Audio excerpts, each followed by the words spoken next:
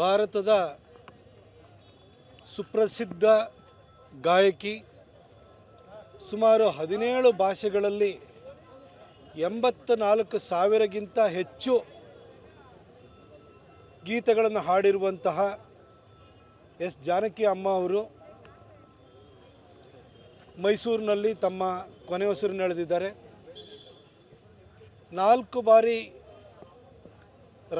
ರಾಷ್ಟ್ರ ಪ್ರಶಸ್ತಿಯನ್ನು ಪಡೆದಿರುವಂತಹ ಜಾನಕಿ ಅಮ್ಮ ಅವರು ಕಳೆದ 7 ವರ್ಷಗಳಿಂದ ಮೈಸೂರಿನ ಬೊಗಾದಿ ರೋಡಲ್ಲಿ ತಮ್ಮ ಜೀವನದ ಕಡೆಯ ಕ್ಷಣಗಳನ್ನು ಕಳೆದಿದ್ದಾರೆ. ಅವರು ತಮ್ಮ ಸಂಧ್ಯಾಕಾಲವನ್ನು ಕಳಲಿಕ್ಕೆ ಮೈಸೂರನ್ನು ಆಯ್ಕೆ ಮಾಡಿಕೊಂಡು ಇಲ್ಲೇ ಇದ್ದಿದ್ದು ನಮ್ಮೆಲ್ಲರಿಗೂ ಒಂದು ರೀತಿ ಹೆಮ್ಮೆ. ಆದರೆ ಇವತ್ತು ಅವರು ನಮ್ಮನ್ನು ಅಗಲಿದ್ದಾರೆ. ಅವರ ಆತ್ಮಕ್ಕೆ ಶಾಂತಿ ಸಿಗಲಿ, ಅವರಿಗೆ ಸದ್ಗತಿ ದೊರೆಯಲಿ ಅಂತೇಳಿ ಹೇಳಿ ನಾನು ಕೇಳ್ಕೊಳ್ತೀನಿ, ಪ್ರಾರ್ಥಿಸ್ತೀನಿ. ತುಂಬು ಬದುಕನ್ನು ನಡೆಸಿದ್ದಾರೆ.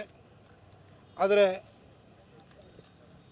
ನಮ್ಮ ನಿರೀಕ್ಷೆಗೂ ಮೀರಿದಂತೆ ನಾವು ಎಷ್ಟೇ ವರ್ಷ ಬದುಕಿದ್ರೂ, ಇನ್ನು ಮುಂದಿನ ತಲೆಮಾರುಗಳು ಬಂದರೂ ಕೂಡ ಶಾಶ್ವತವಾಗಿ ನೆನಪು ಮಾಡಿಕೊಳ್ಳುವಂತಹ ಗೀತೆಗಳನ್ನು ಕೊಟ್ಟಿರುವಂಥ ಅವರು ತೀರ್ಕೊಂಡಿರೋದು ಸಹಜವಾಗಿ ನಮ್ಮ ಮನಸ್ಸಿಗೆ ನೋವುಂಟು ಮಾಡಿದೆ.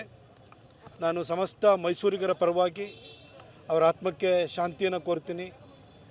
ಜಾನಕಿ ಅಮ್ಮ ಅವರು ಇವತ್ತು ದೈಹಿಕವಾಗಿ ನಮ್ಮಿಂದ ದೂರವಾಗಿದ್ದಾರೆ.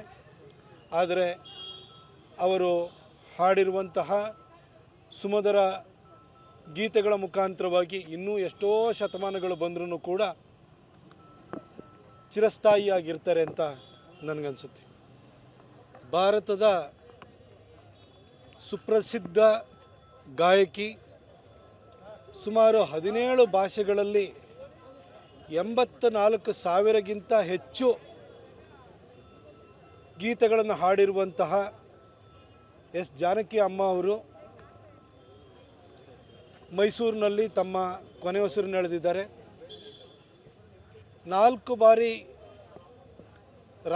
ರಾಷ್ಟ್ರ ಪ್ರಶಸ್ತಿಯನ್ನು ಪಡೆದಿರುವಂತಹ ಜಾನಕಿ ಅಮ್ಮ ಅವರು ಕಳೆದ 7 ವರ್ಷಗಳಿಂದ ಮೈಸೂರಿನ ಬೊಗಾದಿ ರೋಡಲ್ಲಿ ತಮ್ಮ ಜೀವನದ ಕಡೆಯ ಕ್ಷಣಗಳನ್ನು ಕಳೆದಿದ್ದಾರೆ.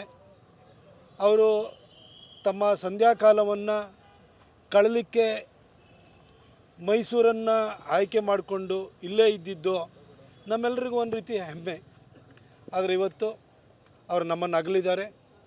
ಅವರ ಆತ್ಮಕ್ಕೆ ಶಾಂತಿ ಸಿಗಲಿ, ಅವರಿಗೆ ಸದ್ಗತಿ ದೊರೆಯಲಿ ಅಂತೇಳಿ ಹೇಳಿ ನಾನು ಕೇಳ್ಕೊಳ್ತೀನಿ, ಪ್ರಾರ್ಥಿಸ್ತೀನಿ.